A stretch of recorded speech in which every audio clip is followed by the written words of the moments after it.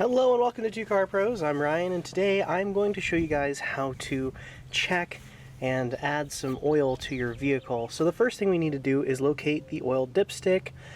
They can be different colors and different sizes. They might even be a little bit buried like this one. This is on a Toyota Prius, so this is one of the more buried oil dipsticks I've ever seen. Don't confuse it for a transmission dipstick if your vehicle has one.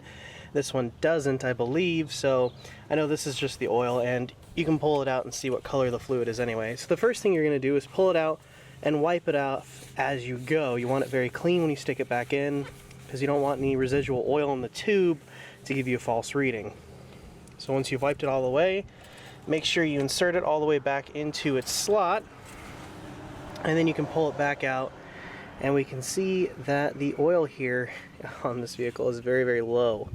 So it should be between those two metallic bumps. There's always two markings. There's always two, and it needs to be between the two markings on your oil dipstick. And as you can see, there's only but a little smear on the end of this dipstick, so I'm going to need to keep adding. So I'm going to add a little bit and see where I'm at. I could probably even add an entire quart. That's how low this engine is on oil. But just remember, it's easier to add oil than take oil out. You don't want to overfill it either. Do not go over this upper bump or upper marking on your dipstick. So let's add a little bit to it and see where we're at. Alright, so this is our oil cap here. We just need to remove it. Now my oil cap is kind of in a bad spot, so I'm gonna definitely need a funnel. I would usually use a taller funnel in this situation, but then it wouldn't be able to fit on screen for the camera. Alright, so I'm just going to keep adding little bits of oil here. Oh, spilled a little bit. Again, I would use a different funnel if I could, but then it would be off camera. I'll clean up that oil I spilled a little bit later. I'll do that off camera, it's boring. So I'm going to wipe off the dipstick again, put it back into its housing all the way down, bring it back up, and see where we're at. Okay, so as you can see, we're not even past the first bump yet, so I gotta add some more. Oh, there we go, that's better.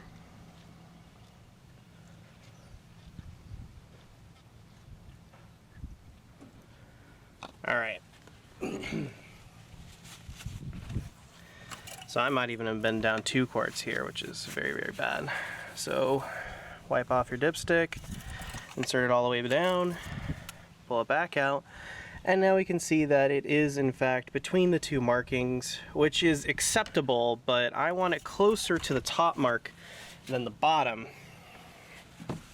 So I'm going to add some more.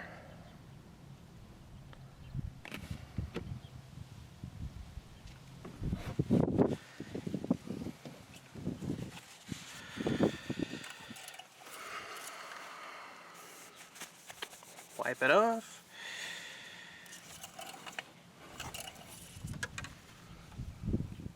Alright, now we're cooking with gas. Now we're in business here. Now that's an acceptable oil level. You really just want it between the two markings. I'm a little over halfway to the topmost marking, this one here. So anywhere in between there is really acceptable. I was very low on oil apparently. I just got this car, and the guy I bought it from always took it to the dealership, which is not, you know, terrible, but that just goes to show that the dealership, it's not their car, you know, they don't really care too much about it. So it's always best to look up your own oil level. It only takes a second. You should really do it every month. Like I said, I just got this car. I would never trust anybody to do my own oil for me. That's why I always do my own.